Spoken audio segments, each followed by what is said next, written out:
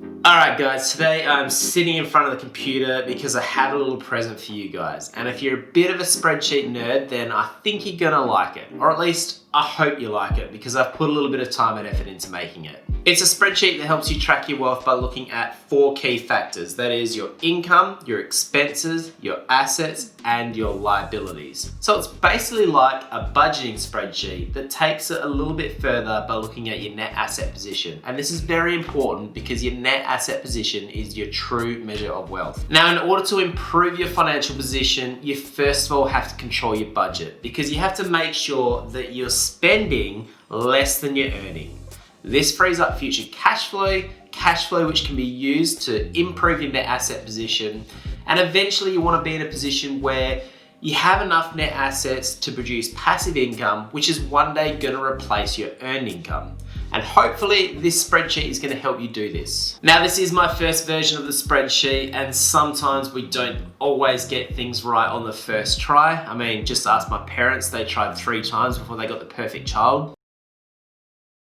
But as time goes on, I will continue to improve this spreadsheet. And if you guys have any suggestions or anything that you'd like added to the spreadsheet, then let me know in the comments section below. And if I think it's a good idea, then I will include it in future versions.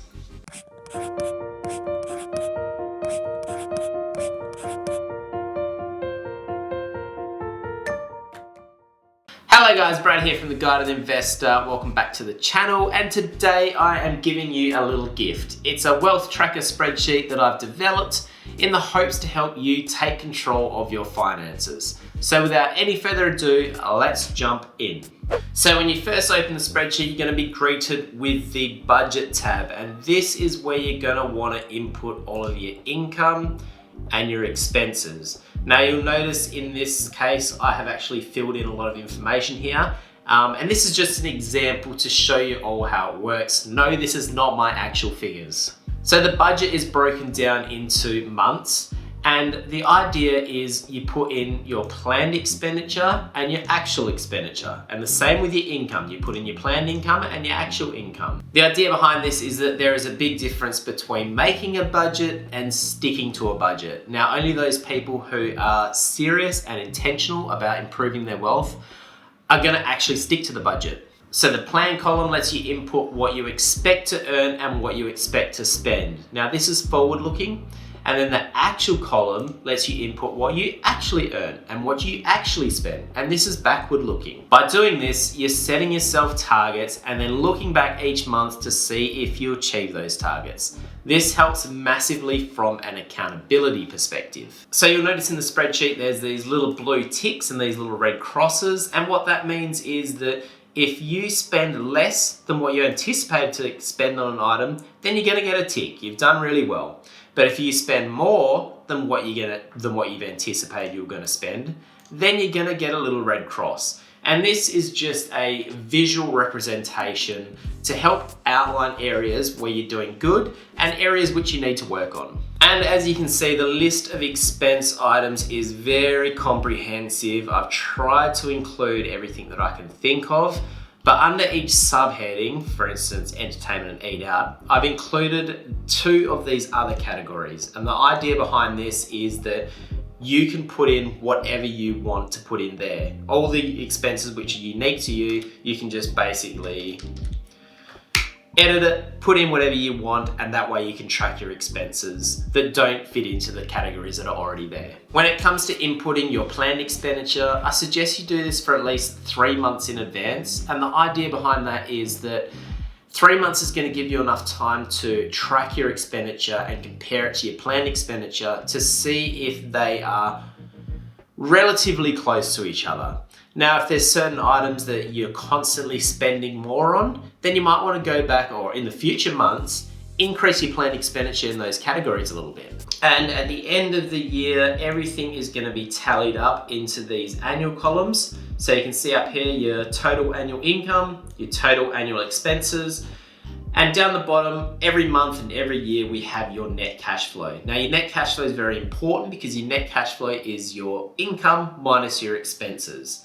And now you'll notice if you have a positive net cash flow every single month, then you're going to get a nice positive number here. But let's say, for instance, you have a negative month, then you're gonna get a negative cash flow. And that's gonna be outlined by this red box. And essentially, the reason why I wanna outline that is because it's the months that you have negative cash flows that are gonna really impact your financial position. So if in that month, you have overspent what you earned by $250, you need to fund that somehow. And that's gonna get funded really one of two ways. Either you're gonna use up some cash or savings that you have sitting around, or you're gonna go into debt to fund that. And that's where you start going into long-lasting credit card debt and things like that, which you really just don't want. So down in this bottom line, we wanna see that every single month there is a positive net cash flow, because that means that we have income that we can put towards boosting your net asset position rather than taking away from it. So this brings me to our net tab, which is the net assets. And now this tab for me is so important, and it's something that I do for all of my clients, because you need to track your net asset position because it's a true measure of your wealth. Without tracking your net assets, you're basically going about your finances blind. So your net assets comprises of your assets minus your liabilities, which gives you your net assets down here. Now you notice that in the assets tab, I've only really included financial assets. I haven't included things like card, jewelry, white goods, all that kind of stuff, because for me, they're not assets. They are lifestyle goods. They're not going to produce you an income, and they're not going to increase in value over time. So for me, that is not an asset. So down below, you have all of your liabilities, and this tracks everything from your home loans to your investment loans, car loans, credit cards, buy now, pay later. Yes, buy now, pay later is a form of debt because you are getting something in advance of paying for it, and to me, that is debt. And under both the assets and the liabilities, you're gonna have these other tabs to input your own specific items that aren't listed there, but you wanna include in your net asset position. Now, really what you wanna see is that every single month, your net asset position is growing. And if there's a month where it doesn't grow and it goes backwards, you wanna sit down and ask yourself, why did that happen? Was it something that was in your control? For example, did you take on more debt, or did you eat into some of your savings? Or was it something that was out of your control? So things like, did share prices drop? And if it is something that's in your control, then you need to address that, and you need to try and fix it for future months. Now, the budget sheet and the net asset sheet should show a similar trend every single month. So what I mean by that is that in your budget, if you're running a budget surplus in that month, then that should be represented in here, because you can use that surplus to either increase your assets or decrease your liabilities, which is going to increase your net asset position. Similarly, if you have a negative month in your budget, then that's also going to be reflected here, because you're going to have to fund that negative cash flow from either a drawdown of assets or an increase in liabilities. This really shows the importance of controlling your budget to improve your financial position, because what happens in your budget directly corresponds to what happens in your financial position. And essentially what we want to see is that there's a lot of positive months, which is increasing your net asset position. And really over time, we want to see that this budget, in your budget, you start generating some of this passive income, like rental income, dividends, interest. Those kinds of things are going to come from your net assets, and they should be growing over time. And finally, the last tab we have is this analysis tab. And under here, it's basically just a visual representation of the data in the budget and the net asset spreadsheet. So up the top here, we have your monthly planned versus your actual expenditure. So the planned expenditure is the blue line, the actual expenditure is the gray line. And what we want to see is that for most months, the planned expenditure is more than the actual. That means that you're beating your budget. With the net assets versus liabilities, the assets are blue, the liabilities are gray. And again, we want to make sure that your assets are greater than your liabilities. Ideally, we want to see that the liabilities are reducing and the assets are increasing. Next, we have your net cash flow. The brown line or the gray line is the planned expenditure. the blue line is the actual expenditure. And again, every single month we want to see that the blue line is above the gray line. Now, if the blue line is below the gray line, it means that in that month you have a cash flow deficit, which, as we know, is not a good thing.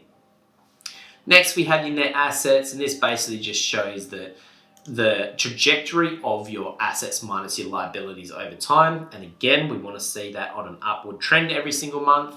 And finally, down the bottom, we just have a breakdown of all the different expense categories, where all your money is going, and the same as your income sources, we can see what is generating the most, or where most of your income is generated from. But that's the spreadsheet in a nutshell, guys. I hope some of you get some value out of this spreadsheet and it helps you achieve some of your financial goals. Now, in order to download the spreadsheet, it's really easy. There's a link in the comment section below. You click that link, it takes you to my website. There's a little button on there that says download now.